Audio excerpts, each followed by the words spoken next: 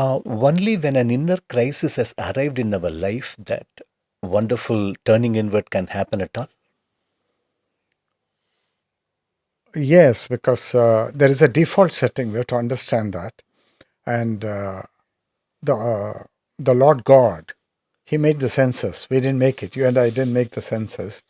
And the senses have got a natural attraction for sense objects, as I mentioned in the Bhagavad Gita. And therefore, the default setting is extroversion. Why? Because this world is for enjoyment. And this world is too beautiful for us to not look at it, not enjoy it. So that's the default setting. Now, in all of this, there is the enjoyer and there is the self. Now, that self need not change the orientation from extroversion to something else, so long as life is going well. But then suddenly an event happens and the self is broken. Now, when the self is broken, that's an opportunity, a door is opened, and the self may turn inward if at the same time, when the misfortune has befallen the self, a teaching arrives at its doorstep, coincidentally, a teaching centered on turning inward, and the self has got enough faith to open itself up to the teaching, then the self has got greater opportunity to turn inward. Many factors must come together, and then that great thing called inward flowering through self-knowing can happen. But you need a huge blow, which will completely knock out your confidence, and which will put you in a state of confusion and chaos, and then you may accept the proposition that you have to turn inward. Otherwise, you'll never accept it.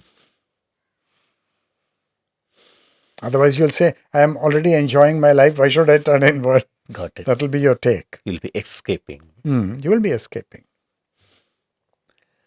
So, as such, the criteria of crisis alone is not sufficient. One must be like other things must also be.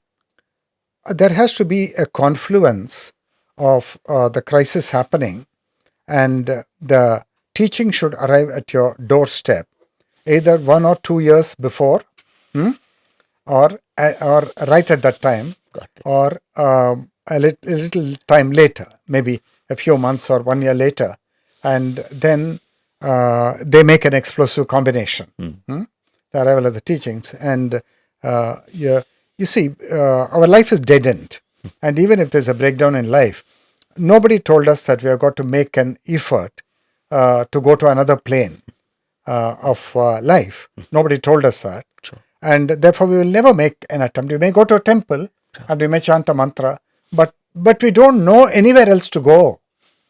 That's our quandary. I understand. And therefore, what are we to do? We'll just be stuck. And with huge emotional wounds and the entire consciousness being impaired and injured, we are half dead. I understand. But we won't accept it, that we are half dead. True. And Krishnamurti is offering the ultimate medicine when this happens. Got it. So, as you speak, I understand that we need honesty and authenticity also to accept this. Absolutely. And one has to be told, one has to be taught all these things. And in the absence of that teaching, or in the absence of the maturity of the individual in question, I think the turning inward may not happen. Because it's in the Gita it is said that there are only 2 milestones in the spiritual journey. One is turning inward, and that is the Sthita Prajna state.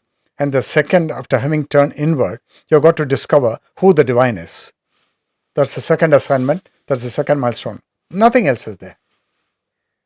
Step 1, step 2, finished. So one has to be initiated. We are too much concerned with bread and butter and survival and competition and one-upmanship. It's so ugly and it's so sickening.